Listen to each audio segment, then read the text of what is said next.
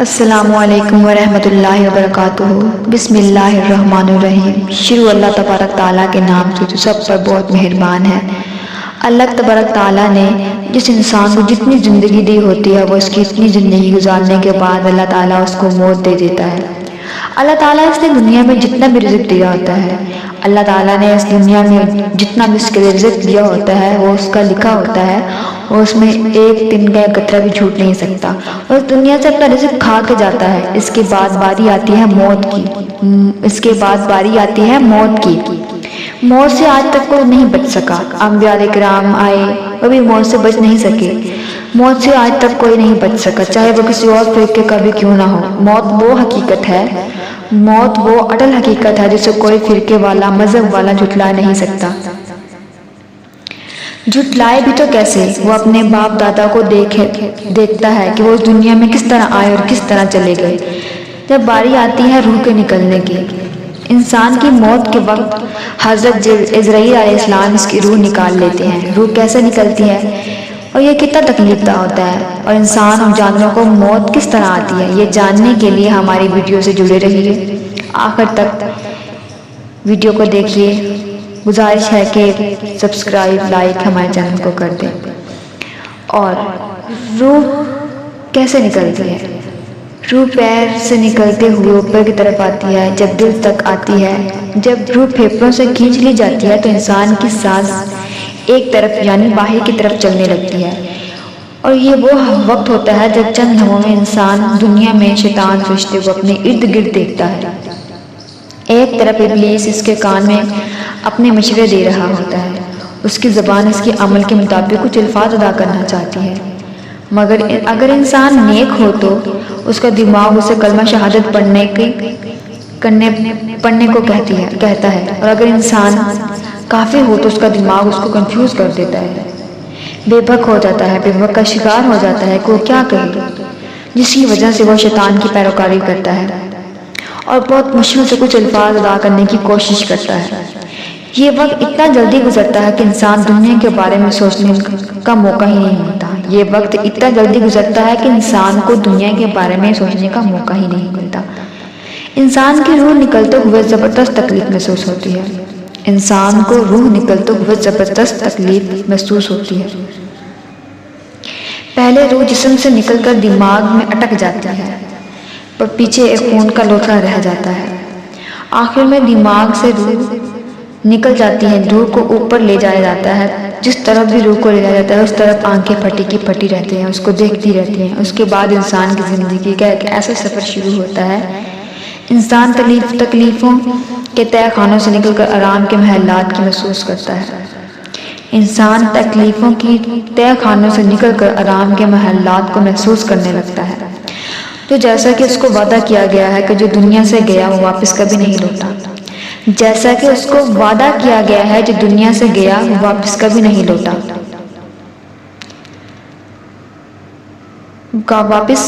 لوٹا، اس لیے اس کی روح عالم برزخ کا انتظار کر رہی ہوتی ہے۔ مومن کی روح اس طرح کھینچ لی جاتی ہے جیسے آٹے سے بال نکالا جاتا ہے۔ مومن کی روح اس طرح کھینچ لی جاتی ہے جیسے آٹے سے بال نکالا جا رہا ہو، اور کافر، بد کردار، بد نیک انسان کی روح ایسے جیسے خاردار درخت پر پڑے ہوئے سوتی کپڑے کی طرح کھینچی جاتی ہے، جو مومن کے لیے آگے آرام دہ اور کافر کے لیے آگے عذاب دہ ہوتی ہے۔ مومن کے لیے اللہ تعالیٰ نے آگے آرام دہ اور کافر کے لیے آگے عذاب اللہ تعالیٰ نے تیار کر کے رکھے ہوتے ہیں۔ اللہ تعالیٰ سے دعا ہے کہ وہ ہم سب کو مرتے وقت کلمہ شہادت نصیب فرمائے، آمین، اور ہمیں نیک کام کرنے کی توفیق دے، آمین۔ اب باری آتی ہے دنیا کے ہر دکھ پریشانی کا علاج۔ دنیا کے ہر دکھ پریشانی کا علاج ہے، مصیبتیں ایسے ختم ہوں گی جیسے آگ پانی سے۔ مصروفیات کی وجہ سے بیٹھ کر نہیں کر پاتے، بچوں کا کھانا وغیرہ بنانا ہوتا ہے، چلتے پھرتے ذکر کرتے رہتے ہیں، تعداد مقرر نہیں کر پاتے۔ اس طرح ذکر کر سکتے ہیں، کون سے اذکار کی پابندی کرنی چاہیے؟ قرآن کیا کہتا ہے؟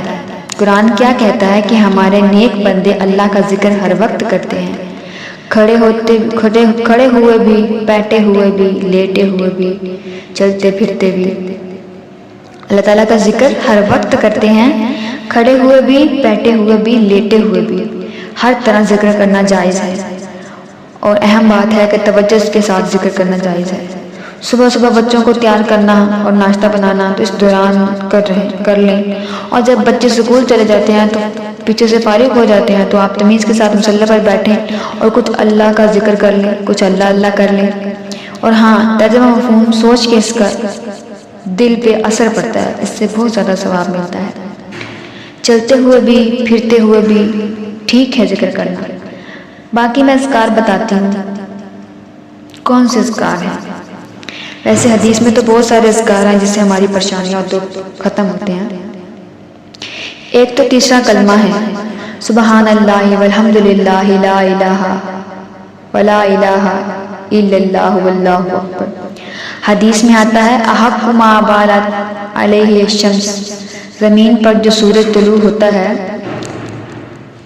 حدیث میں آتا ہے احق ما بالت علیہ الشمس، زمین پر جو سورج طلوع ہوتا ہے جن چیزوں پہ ہوتا ہے ان تمام چیزوں سے اللہ تعالیٰ کو یہ کلمات زیادہ محبوب ہیں. احب اللہ، اللہ کو زیادہ محبوب ہیں.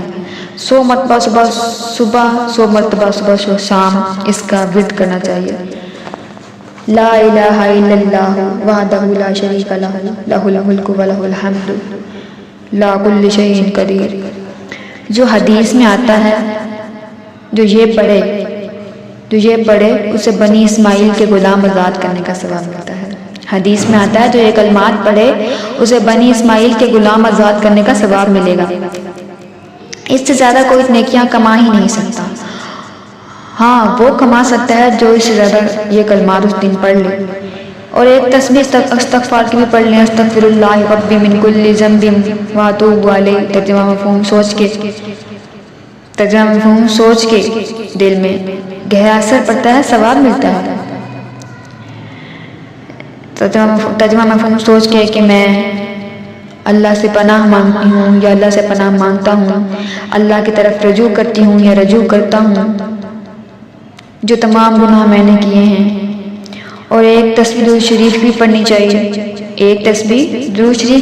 چاہیے. نماز میں پڑھتے ہیں. ایک تسبیح استغفر اللہ کی پڑھ لینی چاہیے، استغفر اللہ ربی من کل ذنب واتوب الیہ. ترجمہ مفہوم سوچ کے کہ میں اللہ کی طرف اللہ سے پناہ مانگتی ہوں یا مانگتا ہوں، اللہ کی طرف رجوع کرتی ہوں یا کرتا ہوں جو میں نے گناہ کیے ہیں. ایک اور تسبیح درود شریف کی بھی پڑھنی چاہیے جو ہر نماز میں بھی ہم پڑھتے ہیں. اگر مختصر کر لیں 10 دفعہ درود شریف پڑھ لیں اور 10 دفعہ استغفر اللہ پڑھ لیں. 100 مرتبہ صبح شام تسبیح کر لیں. اگر گننا مشکل ہے تو وہ تسبیح ملتی ہے نا ہاتھ والی، اسے کیا کہتے ہیں، جو ہاتھ میں دائیں ہاتھ میں رکھ کے اسے دباتے ہیں، بٹن بھی ہوتا ہے اس کا، اس کے ساتھ پڑھ لیں. یہ تسبیح کرنے سے صبح شام 100 مرتبہ کرنے سے آپ کے گھر کی تمام تکالیف ختم ہو جائیں گی. اللہ تعالیٰ سے دعا ہے کہ ہر مومن مسلمان کو نیک بنائے، نماز پڑھنے کی توفیق دے، دنیا میں جو کام کرنے آئے ہیں وہ کریں، دنیا کے فضول کام چھوڑ دیں. السلام.